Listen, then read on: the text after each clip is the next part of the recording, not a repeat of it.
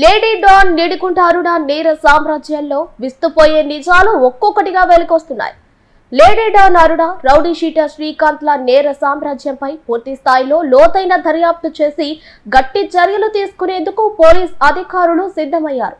ఇప్పటికే శ్రీకాంత్ కు సంబంధించి, అరుణలకు సంబంధించి నేర కార్యక్రమాలపై విడివిడిగా కీలక సమాచారం సేకరించినట్టు తెలుస్తోంది. వీటిలో ముఖ్యంగా లేడీ డాన్ అరుణ తుపాకీని వినియోగించిందన్న కీలక సమాచారం రాబట్టారు. ఈ విషయానికి సంబంధించి నెల్లూరు 2వ పట్టణ పోలీస్ స్టేషన్లో అరుణపై ఓ కేసు కూడా నమోదైంది.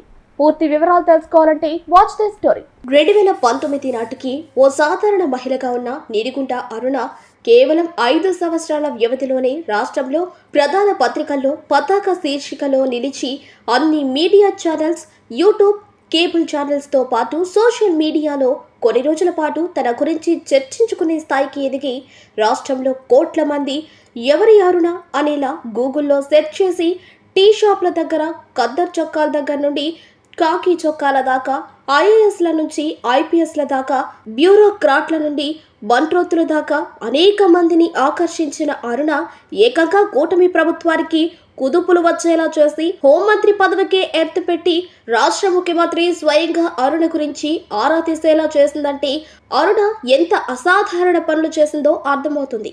ఇంత పెద్ద స్థాయిలో చర్చకు కేంద్ర బిందువుగా అరుణ ఎందుకు మారిందంటే ఆమె సాధారణ నేరాలు చేస్తూ మోసాలను, హనీ ట్రాప్లను మరో స్థాయికి తీసుకెళ్లి ఖద్దర్ చొక్కా నుండి కాకి చొక్కా దాకా ఎలా వాడుకోవచ్చు, ఎలా ఎదగొచ్చు అనేది చేసి చూపించింది. కానీ ఇక్కడి వరకు ఓకే.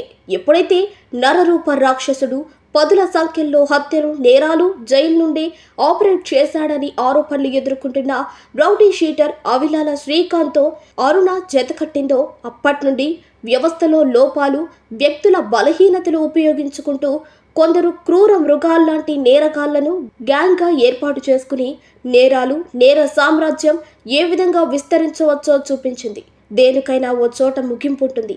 అలాగే అరుణ రౌడీ షీటర్ శ్రీకాంత్ కు పేరోల్ ఇప్పించడంలో కీలకంగా వ్యవహరించి తొలిసారి పేరు అందరూ తలుచుకునేలా చేసింది. గతంలో ఉమ్మడి నెల్లూరు జిల్లాలో అరుణపై వెలుగులో పడిచేస్తూ అక్కడ గ్రూప్ సభ్యులను మోసం చేసిన విషయంలో ఓ కేసు, కోవూరులో ఓ ఇంటిపై దాడి చేసిన కేసు, విశాఖ దగ్గర గంజాయి తరలిస్తూ పోలీసులకు పడ్డపడ్డ తన పరపతి ఉపయోగించి బయటపడిందని గుర్తించారు. ఇలా కొన్ని కేసుల్లో ఉన్నప్పటికీ తన హవా నడుస్తోంది కాబట్టి అప్పుడు తప్పించుకున్న పేరోల్తో వెలుగులోకి రావటం మొదలైన అరుణ అరాచకాలు ఇప్పుడు ఒక్కొక్కటిగా చూస్తుంటే పోలీసు అధికారులే ముక్కున వేలేసుకునే పరిస్థితి వచ్చింది.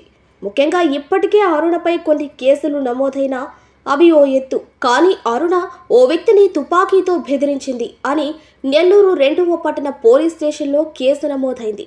అరుణకు తుపాకీ ఎలా వచ్చింది, ఎవరిచ్చారు అనేవి చూస్తే మరోసారి కొందరు కాకీల తీరుపై కోపం రాక మానదు. ఎందుకంటే ఓ ఎస్ఐ అరుణకు అత్యంత సన్నిహితంగా మెలుగుతూ తన సర్వీస్ రివాల్వర్ను అరుణకు ఇచ్చేవాడని, ఆ తుపాకీతోనే అరుణ పోలందేవిలా ఫీల్ అయ్యి తుపాకీ పట్టుకుని తిరుగుతూ బెదిరిస్తూ, కొందరి నోట్లో తుపాకీ పెట్టి బెదిరిస్తూ దందాలు చేసేదని కొందరు చెబుతున్నారు. ఇప్పటికే అరుణ శ్రీకాంత్ల నేర సామ్రాజ్యాన్ని కూకటి వేళ్లతో సహా పెకలించే దిశగా ప్రభుత్వం అడుగులు వేసి ఆ బాధ్యతను కొందరు పోలీసు అధికారులకు అప్పగించింది. ఇప్పటికే మోనార్కులుగా పేరున్న కొందరు పోలీసు అధికారులు బాధ్యతలిచ్చిన మొదటి నిమిషం నుండి ఆఫీసర్స్ ఆన్ డ్యూటీ అనే రీతిలో ఓవైపు లేడీ డాన్ అరుణ, మరోవైపు నరరూప రాక్షసుడు శ్రీకాంత్ల నేరాలపై లోతైన దర్యాప్తు చేస్తూ సమాచారం సీఎంకు చేరవేస్తూ ఉన్నారని సమాచారం. దీనిలో భాగంగానే అరుణ గన్ వ్యవహారంపై కేసు, సూలూరుపేటలో రజనీష్ హత్యపై మరోసారి దర్యాప్తు, రౌడీ షీటర్ శ్రీకాంత్ అన్న కృష్ణ అరెస్ట్, ఉమ్మడి నెల్లూరు జిల్లాలో పేరు మోసిన రౌడీ షీటర్ల అరెస్ట్, అనేక మందిని బైండ్ ఓవర్ చేయటం, కొందరిపై పీడీ యాక్ట్ నమోదుకు ఫైళ్లు సిద్ధం చేయడంతో పాటు ప్రధానంగా నేరాల మూలాలు తొలగించడమే లక్ష్యంగా పనిచేస్తోంది. కొద్ది రోజుల్లో ఉమ్మడి నెల్లూరు జిల్లాతో పాటు రాష్ట్రంలో అనేక చోట్ల విస్తరించి ఉన్న శ్రీకాంత్, అరుణల నేర సామ్రాజ్యం నిర్మూలన జరిగి ప్రజలు ప్రశాంత వాతావరణంలో జీవించే పరిస్థితులు వస్తాయని ఆశిద్దాం.